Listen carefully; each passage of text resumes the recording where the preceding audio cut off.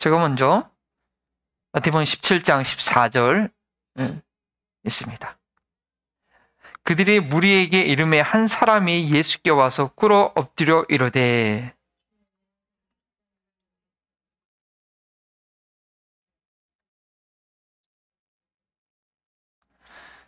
내가 주의 제자들에게 데리고 왔으나 능히 고치지 못하더이다.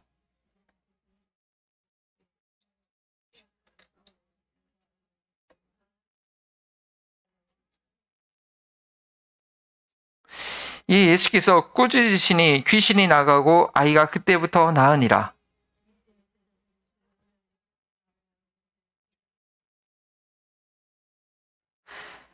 이르시되 너희 믿음이 작은 까닭이니라. 진실로 너희에게 이르노니 만일 너희에게 믿음이 겨자씨 한 알만큼만 있어도 이 산을 명하여 여기서 저리로 옮겨지리라 하면 옮겨질 것이요 또 너희가 못할 것이 없으리라. 21절 없음. 제가 21절 없음까지 읽는 의도가 있습니다. 네, 저기 한번 카메라를 다시 한번 맞춰주실래요? 뒤로 와가지고 아마 좀 멀어졌을 거예요. 한번 맞춰주셔도 되고. 네. 네, 제가 한 번 더 기도하겠습니다. 하나님 감사합니다. 주의 음성을 들을 수 있는 복 허락해 주시니 감사합니다. 부족한 종 육신의 모든 모습은 십자가 그늘 아래 감춰주시고 남을 받아 주님과 동행하는 삶 가운데 생명의 말씀을 우리 성령의 능력으로 증거할 수 있도록 오직 우리 모든 귀한 성도들의 믿음이 인간의 지혜에 있지 않고 하나님의 능력이 있도록 주의 말씀이 능력 가운데 증거되게 하여 주옵소서. 감사하며 예수님의 이름으로 기도합니다. 아멘. 네.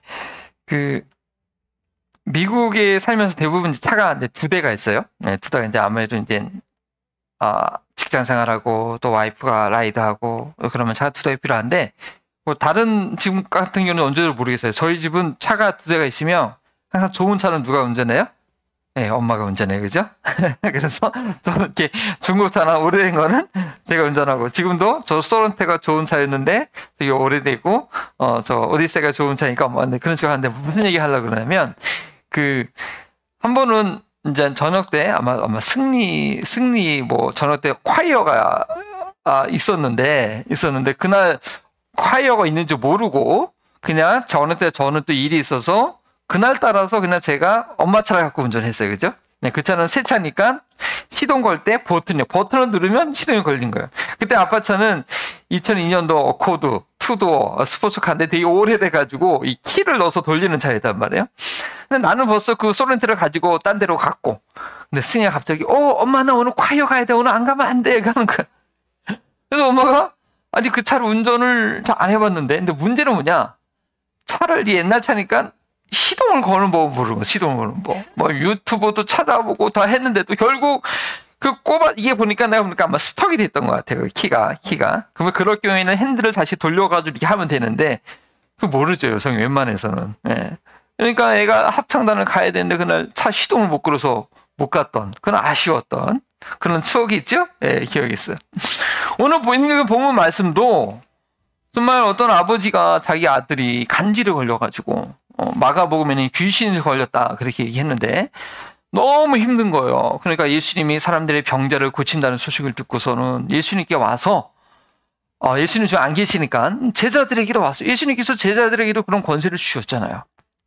제자들에게 와서 아이를 고쳐달라고 얘기하는데 제자들이 못 고치는 거예요. 못 고치는 거예요. 그래서 안타까운 일이 있었다는 거예요. 근데 이 제자들이 어떠한 믿음, 그러니까 어떤 상황에서 어떠한 믿음으로 어떻게 이 믿음을 사용해야 되는가를 알았다면 예수님이 안 계셨을지라도 예수님께서 권능을 주셨으니까 이 간질 걸린 아들을 고쳐줄 수가 있을 텐데 그래서 못했다 이거죠.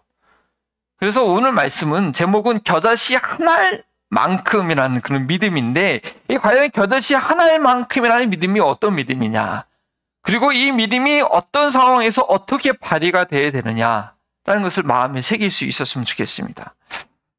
주제 말씀 한번 같이 핵심 주제를 같이 한번 읽어보겠습니다. 시작.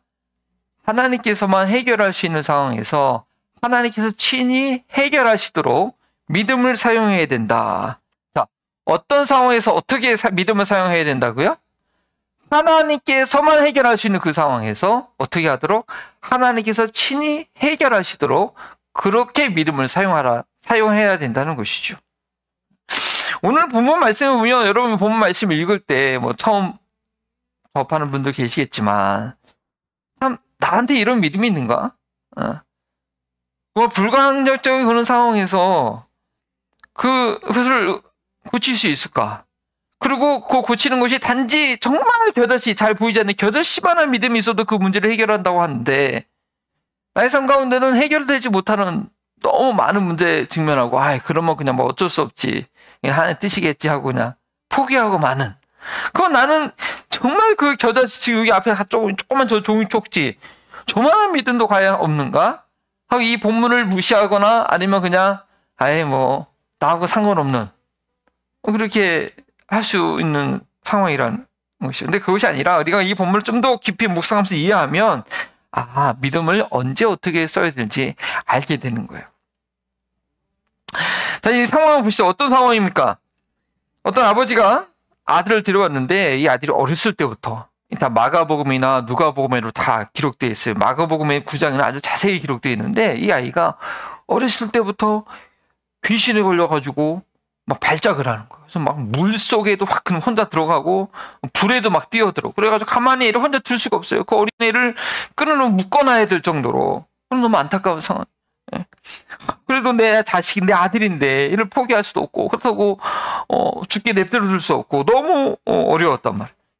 근데 소문을 들어보니까 예수님이 귀신을 쫓아내시더라, 많은 병자들을 고치시더라 라는 그런 얘기를 들었어요. 그래서 제자들한테 찾아와가지고, 지금 예수님은 어디요? 그 전에 보니까 베드로, 요한, 야고보를 데리고 따로 기도하러 올라가셨단 말이에요. 마침 예수님 안 계셔가지고 제자들한테 대신 부탁했는데 제자들이 못 고치는 상황이었죠.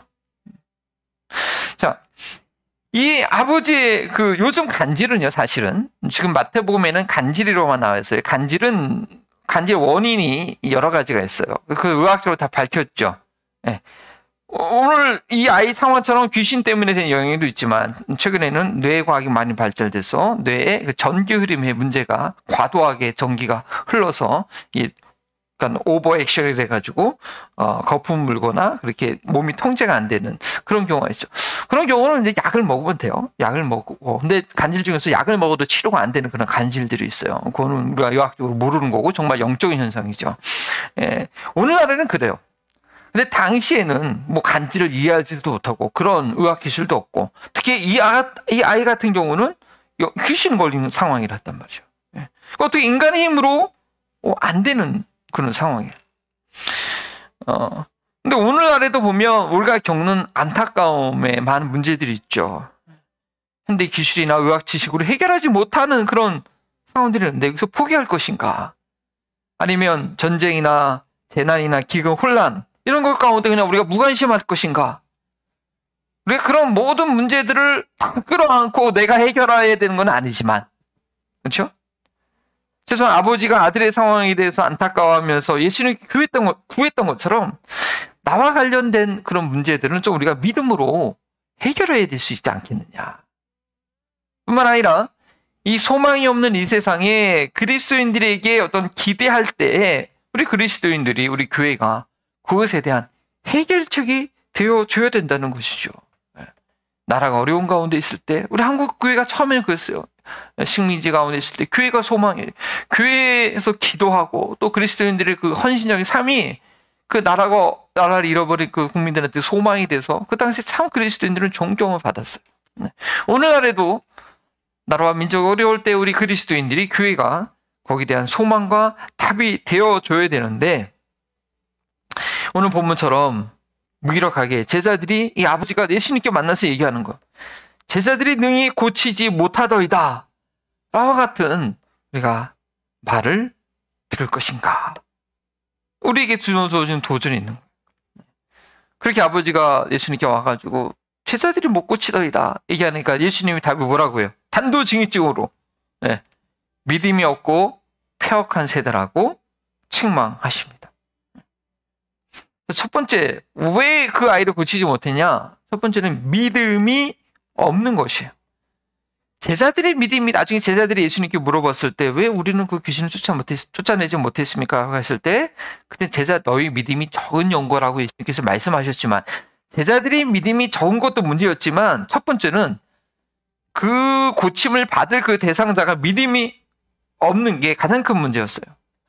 복음서에서 대부분의 치유의 장면은 어떻게 해요? 네 믿음대로 될지어다. 네가 믿어서 구원을 얻었다. 이 치유받는 대상자들의 믿음이 절대적으로 필요했어요. 그들이 믿지 않으면 예수님은 기적을 행할 수가 없으셨어요. 예수님께서 고향에서 기적을 행하지 못한 이유가 그들이 믿지 않았기 때문에 그러신 거죠. 마가복음에 보면 그런 얘기가 나와요. 이 아버지가 예수님께 나와서 무엇을 하실 수 있거든 이라고 요청을 해요. 그때 예수님은 뭐라고 말씀하세요? 하실 수 있거든이 무슨 말이냐. 믿는 자에게는 능치 못한 일이 없느니라 라고 이 아버지가 믿음이 없다는 사실을 책망받게 되죠. 아들을 고치러 오긴 했는데 예수님께서 고치실 것이라는 분명한 믿음은 없었어요. 혹시 뭔가 하실 수 있으면 좀 해달라는 그런 얘기였어요. 치료의 근원이 되시는 예수님께 대한 예수님께서 고치실 것이란 그런 분명한 믿음이 없었는데 예수님의 제자들이 고칠 거라는 기대는 아예 할 수 없었다. 아예 그런 믿음이 없었다라고 우리는 볼 수 있는 거죠. 근데 이것은 이 아버지만의 문제가 아니었어요. 예수님은 뭐라고 해요? 폐역한 세대요. 믿음이 없고 폐역한 세대라고 지금 얘기하고 있습니다. 우리가 이 믿음이 없는 것이 폐역한 것이라는 그 책망을 좀 심각하게 받아들여야 됩니다. 하나님을 신뢰하지 않는 것, 믿음이 없고 폐역한 세대라고 했는데 하나님을 신뢰하지 않는 것이 얼마나 폐역한 것인지 우리는 알아야 돼요. 무엇이 악인가? 하나님을 인정하지 않고 믿지 않는 것이 사실은 가장 큰 악이에요. 절대선이시고 절대 기준이신 하나님을 인정하지 않을 때 인간은 여러 가지 악에 빠지게 되는 거죠. 자기 자신 스스로가 선이고 자기 자신이 기준이니까 얼마나 악으로 빠지게 되겠습니까? 이 폐역한 세대라는 그 표현은 신명기 32장에 모세가 이스라엘 백성들이 하나님을 믿지 않고 반역했을 때 쓴 말이에요. 이스라엘 백성이 하나님의 자녀로서 하나님을 신뢰하지 않는 것은 그 마음이 큰 거죠. 폐역한 거예요. 이스라엘 백성과 하나님은 아버지와 자녀의 관계였어요. 이스라엘 백성들을 출애굽에서 하나님이 건져내셔서 자기의 자녀 삼으셨단 말이에요. 홍해를 갈라주시고 광야에서 만나를 공급해 주신 것처럼 충분히 돌보시는 그런 하나님이셨어요. 근데 그 하나님을 이 백성이 신뢰하지 않은 거예요. 정말 그거야말로 폐역한 거예요. 예를 들어서 어떤 자녀가 있는데 부모가 좀 재력이 있어요. 재산이 있어요. 그리고 어렸을 때부터 자녀를 잘 키웠어요. 모든 거 필요한 거 다 공급해 줬어요. 근데 얘가 대학을 가야 되는데 우리 부모님이 나한테 대학 등록금을 줄까? 대학 갈 생각도 안 해. 대학 학교로 원서를 받았는데도 입학을 자기가 하지 않아. 왜냐? 부모님이 날 안 도와줄 거다. 등록금 안 줄 거다. 부모님이 재산이 있으니까 학교에서 장학금도 안 줘. 부모님이 주지 않으면 대학교를 못 가. 근데 그 부모님을 신뢰하지 않아. 그래서 난 대학교 못 갈 거야. 나는 안 돼. 그리고 부모한테 얘기도 안 하고 대학에 나 입학 통지 받았는데 등록도 안 해. 이거 정말 악한 거예요. 정말 폐역한 거예요. 하나님을 신뢰하지 않는 것이 그렇게 폐역하고 악하다는 것이죠. 예수님은 믿음이 없고 폐역한 세대요. 내가 너희 언제까지 함께 해야겠느냐? 라고 그렇게 말씀하신 거죠. 우리는 하나님께 어떠한 믿음이 있는가? 아예 믿음이 없는 모습이 있어서는 안 되는 것이죠. 믿음이 좀 믿음이 부족하면 메꿔가고 세워갈 수 있는데 그 마음이 폐역해가지고 하나님께 대한 믿음 자체를 놓치면 안 되는 거예요. 그리고 그 마음이 폐역하면요, 사실은 믿음을 안 갖게 돼요. 그리고 주님께서 뭐라고 말씀하십니까? 내가 얼마나 너희와 함께 있으며 얼마나 너희에게 참으리오. 예수님께서 그들과 함께 있는 동안에 언제 어디서나 믿음의 역사 일어났어요. 예수님을 눈으로 본 이들마다 예수님께 도움을 구했죠. 예수님께서 바로 눈앞에 계셨기 때문에 예수님께 대한 신뢰를 더 키웠어요. 때로는 예수님께서 먼저 안타까워서 고쳐주시거나 국민한 마음으로 오병이의 기적 같은 도움을 주신 적도 있죠. 그러나 그렇게 예수님을 눈으로 보일 수 있는 날이 계속될 수 있는 것은 아니었죠. 왜요? 예수님은 대속 사역을 이루시기 위해서 십자가에 죽으셔야 됐고, 그 대속이 완전한 것이 되기 위해서 부활하셔서 하나님 보좌로 가셨어야 됐어요. 거기서 우리를 위해서 우리의 중보하고 우리 위해서 기도하는 그런 중보자의 역할을 하나님 우편에서 지금 하고 계셔야 됐단 말이에요. 늘 이 땅에서 사람들한테 눈에 보일 수 있는 그런 존재가 아니었다는 것이죠. 이제 곧 이 세상에서 눈으로 볼 수 있는 날이 남지 않았는데, 그리고 예수님께서는 자신의 사역을 누구한테? 제자들한테 맡기시고 그 사역을 할 수 있도록 권능을 주신 것은 그 날을 이제 준비하신 거였어요. 그리고 그것의 실현은 어떻게 이루어졌습니까? 예수님께서 약속하신 대로 성령께서 모든 믿는 자들에게 임함으로 이루어졌죠. 그러나 우리의 믿음은 너무나 연약해서 그런 역사가 필요한 순간에 그 믿음의 역사를 일으키지 못하는 경우가 있다라는 것입니다. 언제까지 이렇게 늘 너희랑 같이 있으면서 문제를 해결해 줄 수 있는 것이 아닌데 언제 너희가 제대로 된 믿음을 가르치겠느냐 라면서 이렇게 안타까운 마음으로 책망을 지금 하고 계신 것입니다. 그런데 그것은 그 당시만의 문제가 아니라는 거예요.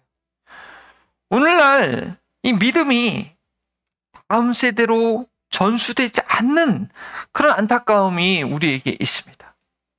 하나님 나라가 확장되려면 어떻게 돼요? 믿음이 다음 세대로 갈수록 더 커지고 더 성숙하고 더 정교해져야 되는 거예요. 그렇지 못하게 되면 하나님 나라는 계속 성장할 수 있는 것이 아니라 시간이 지날수록 하나님 나라는 퇴보할 수밖에 없어요. 그 믿음을 가졌던 여호수아와 장로들이 살았을 때 그 세대가 다 지나고 나니까 그 다음 세대는 완전히 엉망이 됐잖아요. 그것이 아니라 그 다음 세대는 여호수아보다 그 장로들보다도 더 좋은 믿음을 갖고 그 믿음이 계속해서 전수가 되고 발전될 때 하나님 나라의 완성, 모든 종족에게 복음이 증거되는 그런 하나님 나라의 역사 이루어지는 것이 나타나는데, 그렇게 되지 않으면 어려워지는 거죠. 자녀들이 하나님을 개인적으로 만나는 그런 경험이 있어야 되는 거예요. 어렸을 때는 부모님의 울타리 안에서 주일마다 예배 참석하고 어떻게 해서든지 말씀을 듣고 교회 행사에 참석하면서 영적인 영향을 받는데, 그 어쩌면 짧다고 하면 짧은 기간, 길다고 하면 길 기간, 근데 그 시간만 보내면 안 되고 그 기간 동안에 하나님을 개인적으로 만나야 되죠. 그렇지 않고 그런 체험이 없고 대학에 들어가거나 나중에 독립하게 되면 어떻게 돼요? 그만 세상에 빠지고 맙니다. 그래서 우리 부모들은 부모와 같이 있으면서 교회 활동이나 주일 예배 같이 드리는 것으로 만족하는 것이 아니라 그 얼마 안 되는 기간 동안 하나님을 반드시 개인적으로 만나도록 예수님과 인격적인 교제를 나누는 삶이 되도록 그 영혼이 거듭나는 것을 우리는 확인하고, 거듭남이 없다고 한다면 간절히 기도해야 되는 거예요. 그리고 그 자녀들이 예수님과 교제하는 삶을 살도록 훈련해야 돼요. 거듭나지 못하고 예수님과 교제하는 것이 훈련되지 않고 세상에 나가면 세상 물결에 그대로 쓸려 떠나려 하게 됩니다. 믿음을 지켜낼 수가 없는 것입니다. 아니, 믿음이 없었기 때문에 그냥 그대로 세상의 밥이 되고 마는 거죠. 세상의 밥이 되면 뻔해요. 돈 벌고 타락하고 육신대로 살다가 병들거나 마약에 빠지거나, 그리고 살다가 죽으면 영원한 지옥의 심판을 받게 되는 거죠. 얼마나 안타까운. 그래서 우리는 이 기간 동안에 예수님께서 이렇게 안타까워하셨던 것처럼 내가 너희와 얼마나 더 같이 있어야겠느냐 했던 것처럼 우리도 그런 안타까움이 있어야 되는 것입니다. 그 다음에 예수님께서는 그 병자를, 그 아이를 고쳐 주십니다. 그 귀신을 쫓고 귀신을 꾸짖고 단번에 고쳐 주시죠. 문제 해결해 주십니다. 그리고 나서 제자들이 좀 창피했겠죠. 좀 무안했을 거예요. 그래서 이제 들어왔을 때, 이제 예수님 18절도 보면, 제가 이걸 하나도 안 넘기고 있었네요. 예. 그래서 보면 좀 더 도움이 되나 모르겠습니다. 예. 하나님이 인정한 것이 악이다. 네. 자, 세 번째. 저다시 하나님만한 믿음이 있어도 라는 그런 본문은 18절부터 21절까지 내용이 나오는데, 우리는 먼저 믿음을 사용할 때가 언제인지 분별을 해야 됩니다. 어떤 문제를 어떤 믿음으로 해결할 것인가를 저희는 먼저 분별을 해야 돼요. 그 다음에 그 믿음을 사용할 만한 믿음의 크기가 있어야 돼요. 18절에서 예수님께서 귀신을 꾸짖음으로 쫓아내시고 그 귀신에 매어 고생하던 아이들 단숨에 고치셨는데, 우리에게 믿음을 사용해야 될 그 상황에 대한 분별력이 필요해요. 그 아이는 악한 영에 의해서 고통당하고 있었어요. 인간의 의학기술로 해결할 수 있는 상황이 아니었다는 것이죠. 영적 대결을 해야 되는 순간이었어요. 하나님께서 친히 역사하시는 그런 믿음을 발휘해야 되는 상황이었어요. 어떤 상황은요, 영적인 문제가 아니더라도 인간의 능력으로 감당이 안 되는 것이라면 하나님의 능력을 의지해야 합니다. 그러나 하나님께서 인간에게 주신 책임을 감당해야 될 상황에서는 자신의 역할을 감당하는 것이 믿음이지, 하나님께 때를 쓰는 것이 믿음이 아니라 그것은 욕심을 부리는 우상 숭배라는 것도 우리가 분별해야 돼요. 아무 때나 믿음을 쓰라는 게 아니라는 거예요. 예를 들어서 재정적으로 너무 어려울 때 전혀 일할 상황이 안 되면 하나님의 공급하심을 기도하며 기다리는 것이 믿음이지만, 일할 수 있는 건강을 주셨으면 열심히 일하는 게 믿음입니다.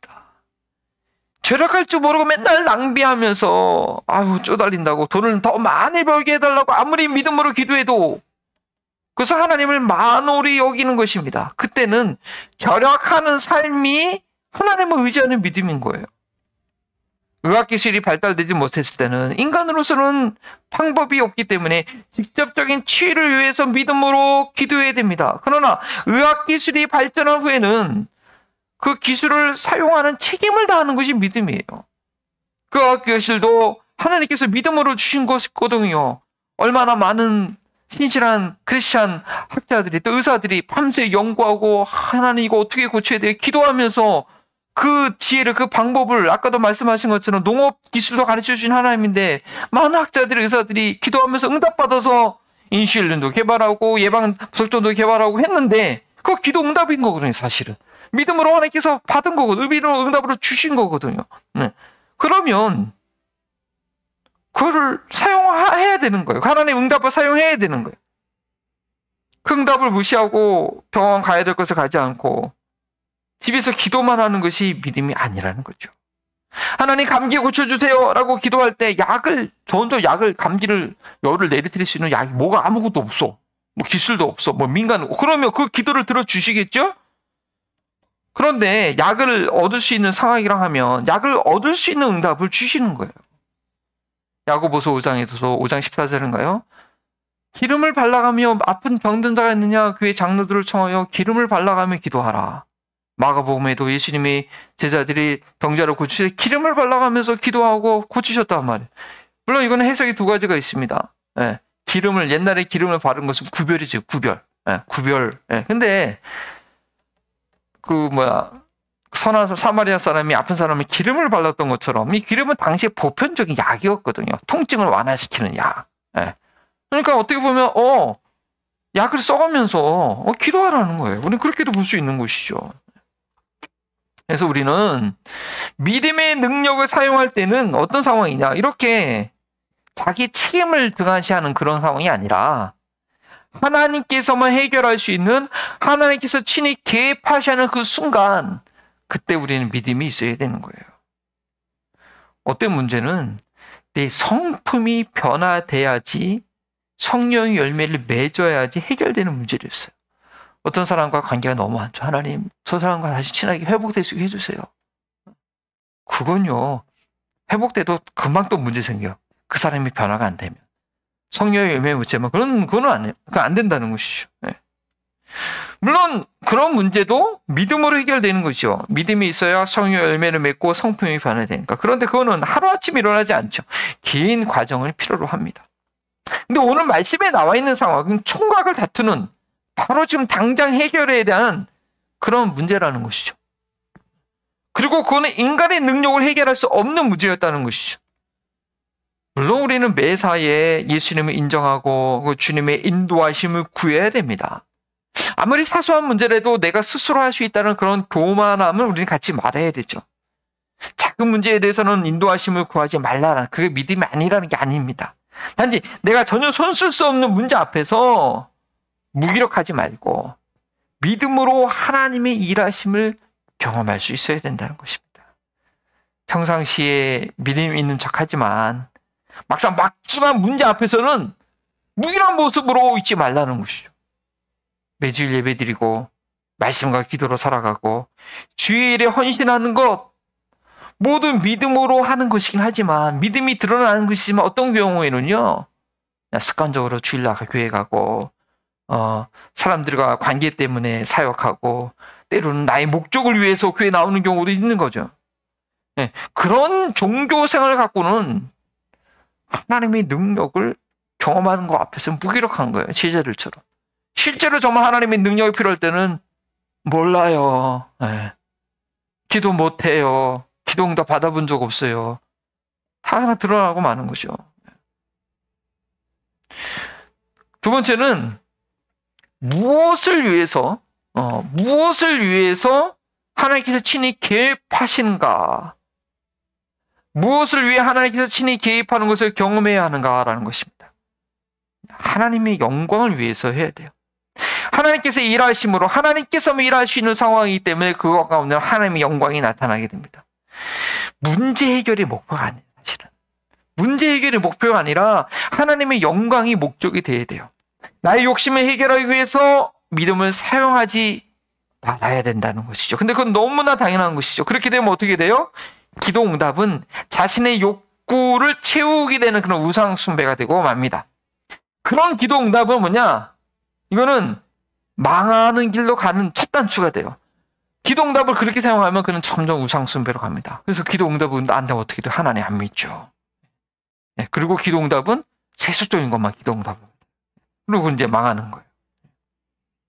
그러면 기도 응답이 나의 유익이 아닌 다른 사람을 돕는 게 사용하면 되는가?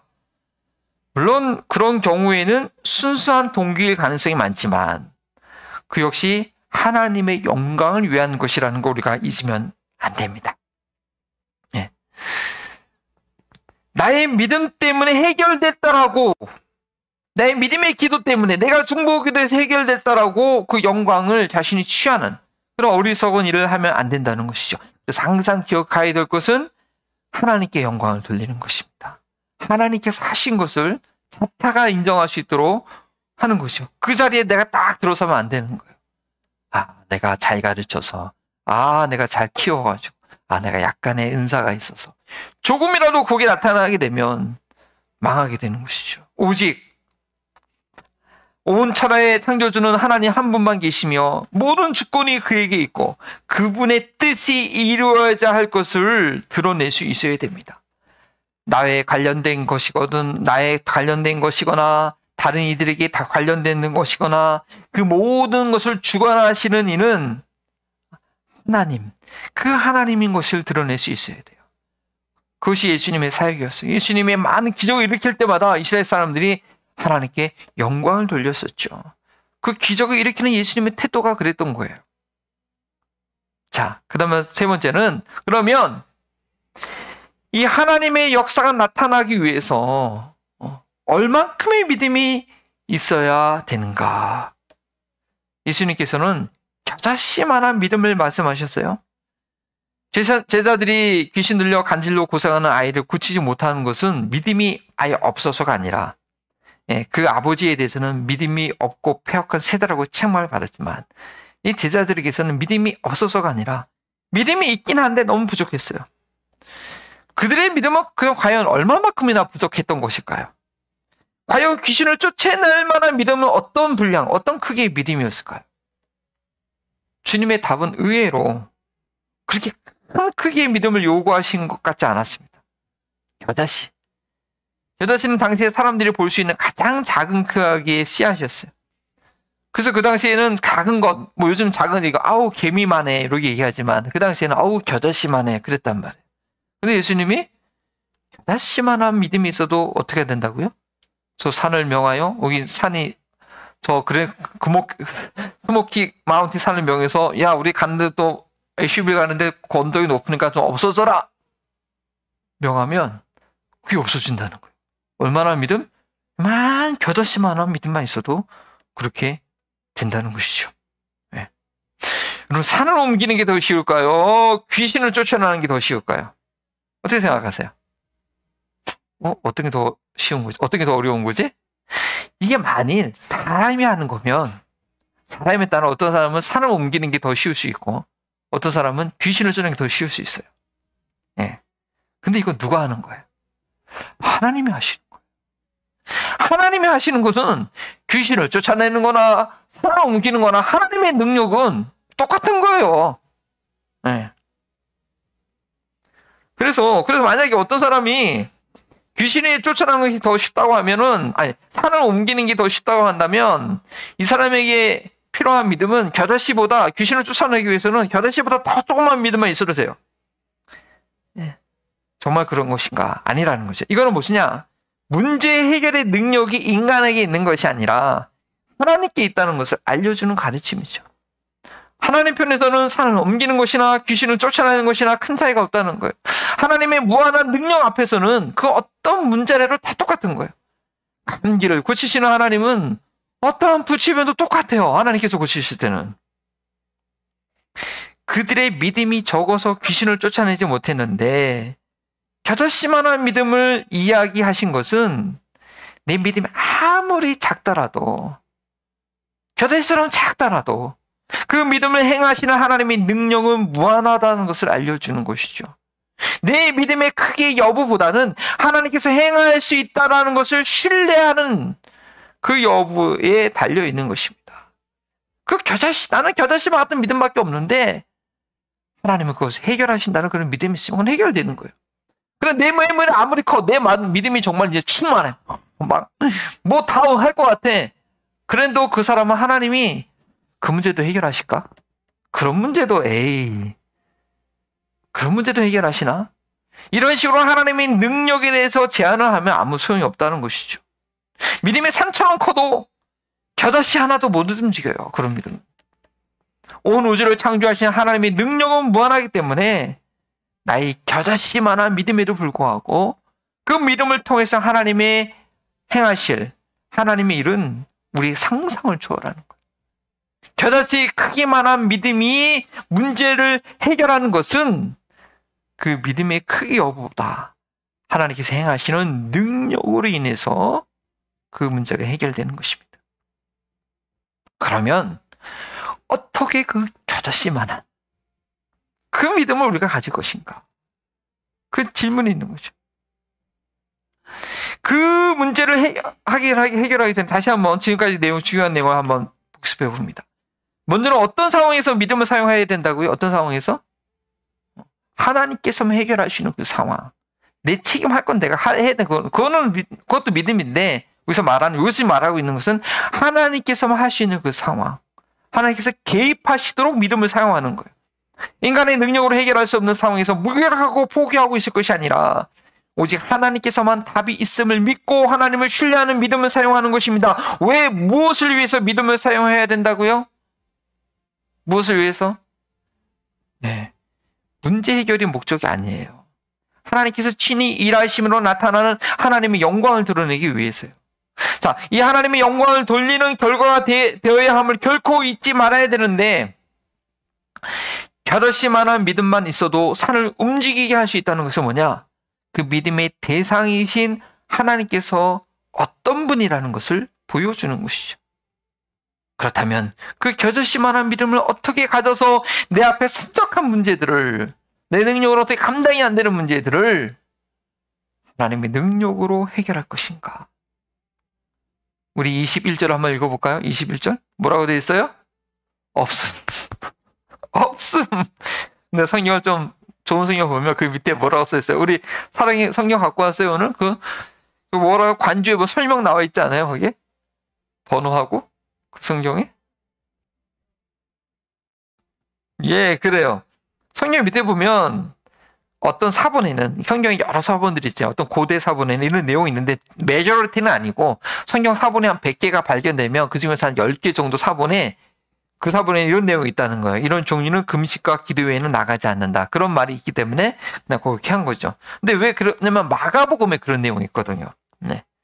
마가복음에는요, 우리가 마가복음과 좀 비교해 봐야 되는데, 마가복음에는 제자들이 예수님께 왜 자신들이 귀신을 쫓아내지 못하냐고 질문했을 때, 마태복음처럼 너희 믿음이 적어서이다. 겨자씨만한 믿음만 있어도 한다. 그런 말 안 하시고요. 대신 너의 기도가 부족해서 그렇다. 오직 기도 외에는 이런 이유가 나갈 수 없다라고 마가복음에는 클리어하게 기록되어 있거든요. 예. 그래서 우리는 여기서 마태복음과 마가복음을 두 개 연결하면 뭘 생각할 수 있느냐? 믿음과 기도를 연결시킬 수 있는 거예요.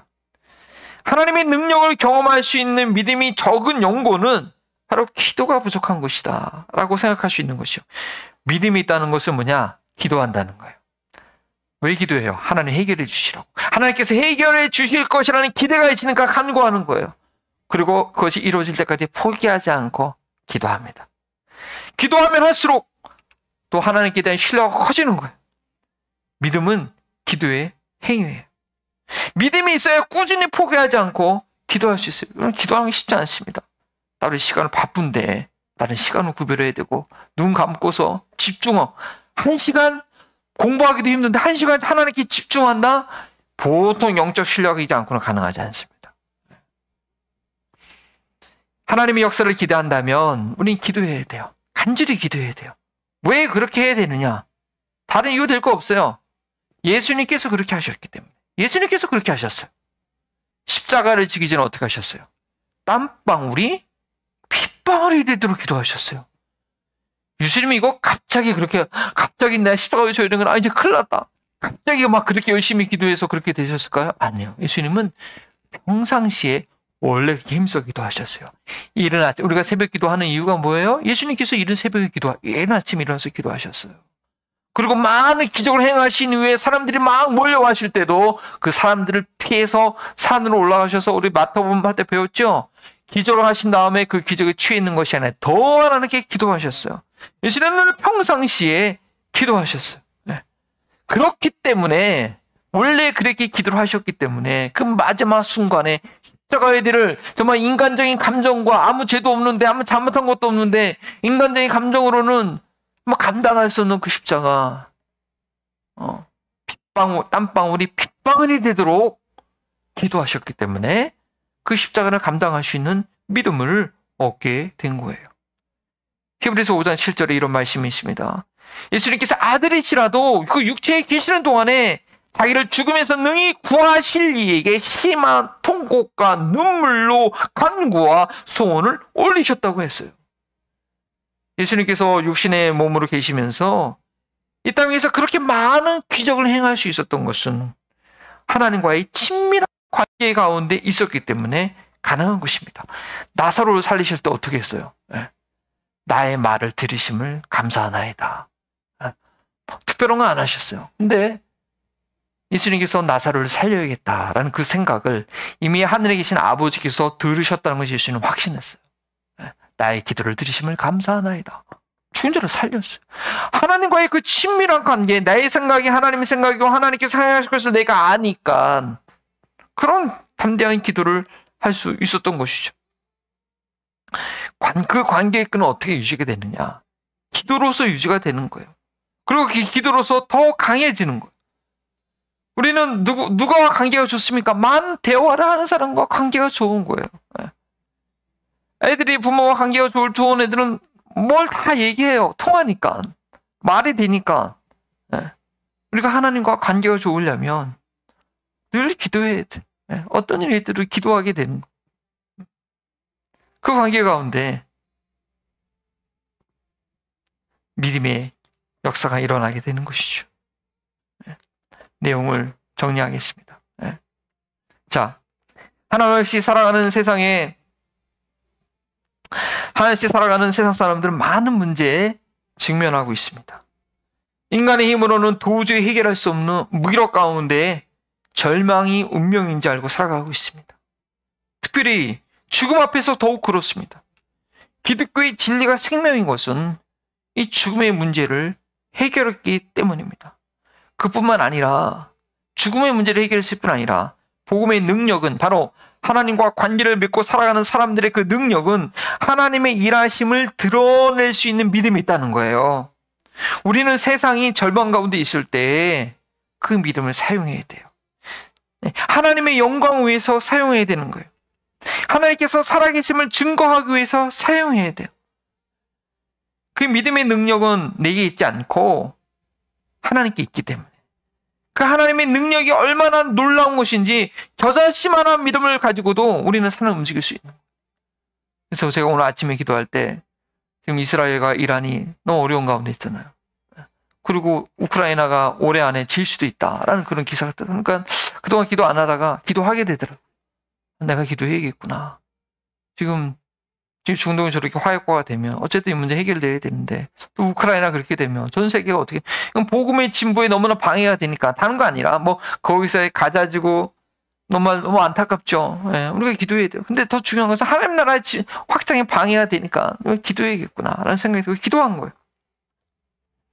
자, 그리고 그 겨자씨만한 믿음을 얻기 위해서 그 겨자씨만한 믿음을 어떻게 얻으며 사용할 것인가?